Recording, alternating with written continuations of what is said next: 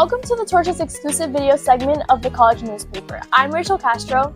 And I'm Anthony Danilov. Today we are reporting from the Bergen Community College Latino Heritage Month comic book and Puerto Rican cuisine event. This event serves as a celebration of Latino Heritage Month, showcasing the vibrant cultural contributions of the community at Bergen Community College. In the course of this segment, we are excited to bring you a series of engaging activities, including an exclusive interview with esteemed Marvel comic book writer Edgardo Miranda-Rodriguez, gain insights into the world of Marvel Comics and the creative process behind it. Furthermore, join us for an entertaining session of Latino trivia featuring the students of Bergen Community College, where participants will showcase their knowledge and enthusiasm for Latino culture. Stay tuned for a captivating exploration of the cultural richness and diversity on display at this event. Thank you for joining us in the celebration of heritage and creativity.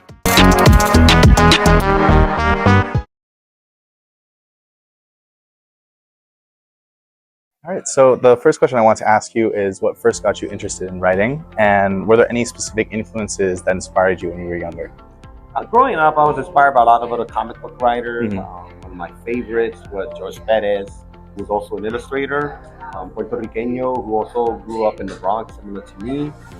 He's credited for creating close to 70 original characters from Marvel and DC, including many members of the Teen Titans, and he also illustrated Marvel's Infinity War comic book series that inspired the film.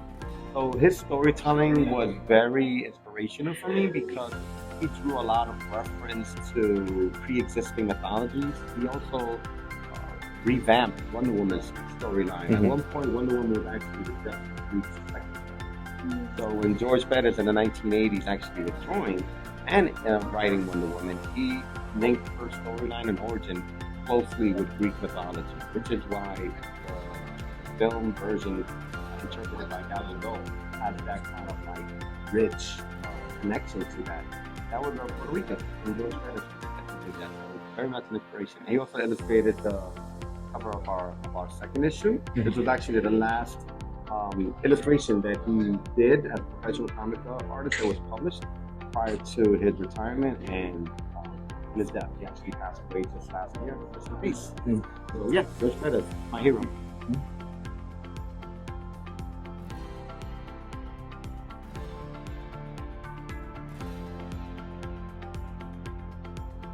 I would say has become much more embracing of speculative fiction writing because as an undergraduate, it was grounded in research. It was grounded in sociological and ecological approach. So my work was very academic. In this space as a storyteller, I still connect to that education because there is a lot of research that goes into my writing. I do a lot of research in Taino history and even studying artifacts as well. I study a lot of Afro-Puerto Rican heritage, and I apply a lot of that research to the storyline. Even though the character is fictional, I do a lot of research to try to ground the character in a narrative that is more connected to its heritage and its culture.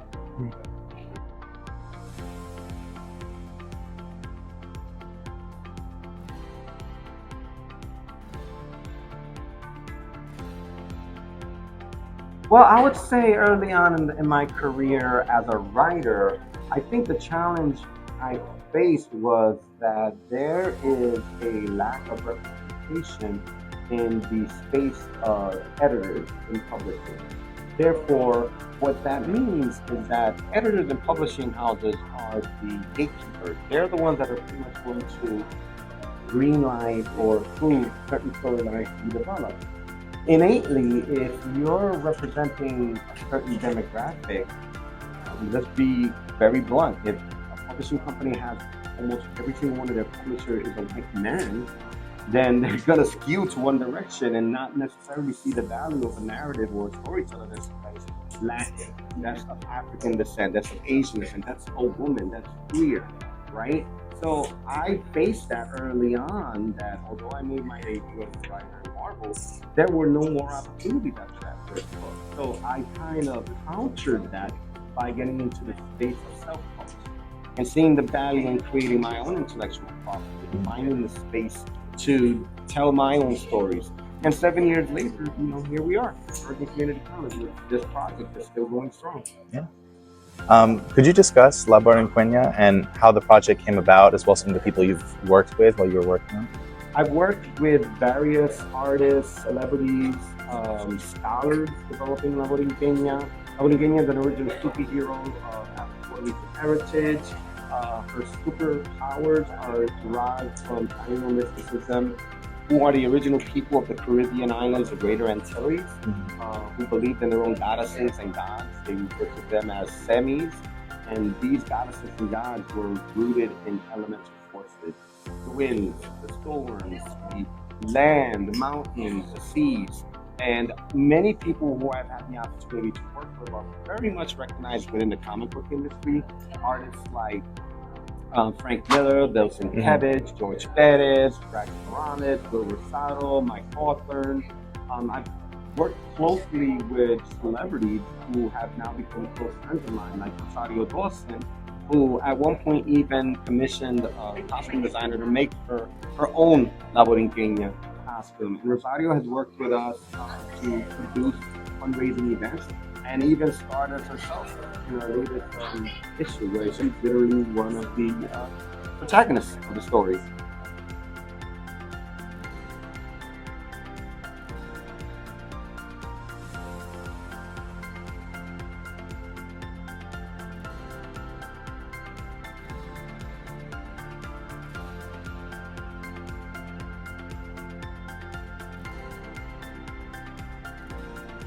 I'm so excited. Those of us who love collecting action figures, we kind of like refer to it as plastic crack. It's a very addictive form of collecting, but to actually be able to have action figures that are produced on the same level of production value as figures that are representative of characters coming from Marvel or DC or Star Wars universe, it's incredible. Boss Fight Studio is a 10-year-old toy studio that has an incredible roster of talented toy designers who actually started their career working for Castro. And they've brought this professionalism into the design and articulation of our action figures. Articulation literally referring to the amount of joints and movements that the figures have. I'm very excited. I'm constantly taking pictures of my action figures alongside other characters as well. Especially because I'm a dad, so I have two sons who have too many action figures, so they're super excited. Especially my youngest son, because he actually co-created the character Oro el Coqui Dorado, and Oro is getting his own action figure as well. So it's an exciting time to be a nerd in my house, that's for sure. Definitely an exciting time in my house. Yeah. So you won the Bob Clampett Humanitarian Award in 2019 for your philanthropic efforts relating to your anthology Reconstruction. Can you discuss how that project came about and how this has affected your life? So in 2017, Hurricane Maria hit Puerto Rico. 2 weeks after Hurricane Maria, I was at the New York Comic Con. But I was the only publisher in that entire space of close to 300,000 people attending the event that actually had a comic book that was connected and celebrating and featured a Puerto Rican superhero. So the then publisher of these comics, Dan Dio, literally stood online for about 45 minutes, and by the time he made it to the front, he was talking to me about my book, and he was very curious about the production value and found it really fascinating that I produced the entire thing in my studio. And I took that as an opportunity, given having his audience, to literally challenge him and say, what are we going to do for Puerto Rico? And out of that conversation with the representative of DC Comics, we decided to collaborate and create this publication, Reconstruction. And this literally jump-started our philanthropic work. We're the only comic book series in mainstream storytelling anywhere that is dedicated to philanthropic work in Puerto Rico. And it was this book that started the whole thing. Since this book has been published, as well as our other books, we've raised close to $250,000. And that started our La Borinqueña Grant Awards, which is run by my partner and wife, Edgardo Miranda. And that program allows us to award grants to nonprofit organizations in Puerto Rico. You see, in times of crisis like Hurricane Maria, which left 4,645 lives lost, displaced close to 200,000 Puerto Ricanos, destroyed close to 300,000 homes, people immediately come together to offer aid in that kind of like humanitarian effort. But that subsides after time. People think that everything's going to be okay after a couple of weeks. Years later, you can still find homes in Puerto Rico covered in blue tarp. Years later, you find Puerto Ricans living across the United States that have never been able to return back to their homeland, their hometown, their home. So we decided to create this project to invest and continue to support a movement and sustainability and continue to support. And also to kind of like show our readers and followers that charity is something that should be organic to superhero storytelling. If you're gonna tell a story about a superhero overcoming injustices, well then part of your mission as a storyteller and publisher should be dedicated to making the world a better place.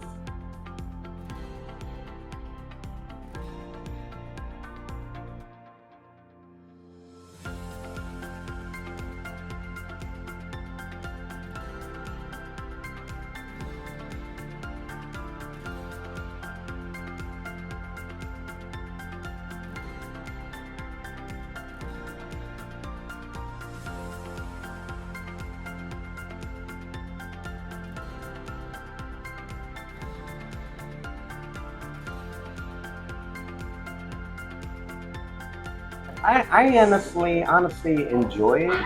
I jokingly embrace the reality that our book is incredibly like celebrated and supported by moms, by grandma, by abuela. So many people come to our table and do FaceTime and they scan the table of all the books and they're like, okay, mom, here I am. Which books do you want?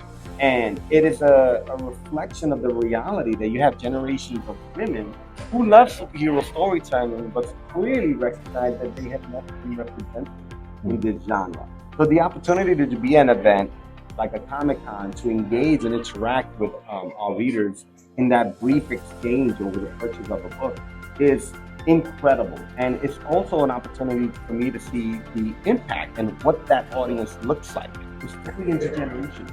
We have incredibly young readers that are as young sometimes as 3 or 4, and sometimes we have readers that are about 84.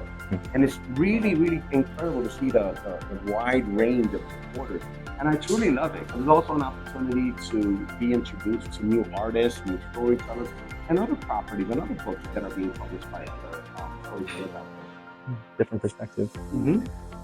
This is an exciting one. Can you break any news here or some of your future projects that you're excited about to share? Well, right now we're actually going to be publishing our next superhero series, which is Luz La Luminosa. So that's actually our Dominican superhero who's getting her first issue next year. And that's in production right now. I'm super excited about that because the character, her alter ego is Lala Liu. And she actually made her debut in the first issue of La Borinqueña in 2016. So 7 years later, she's now a superhero. She's going to do an action figure as part of our first wave of action figures at Off Price Studio. And she's also going to get her first solo book. I'm pretty excited about that. Nice.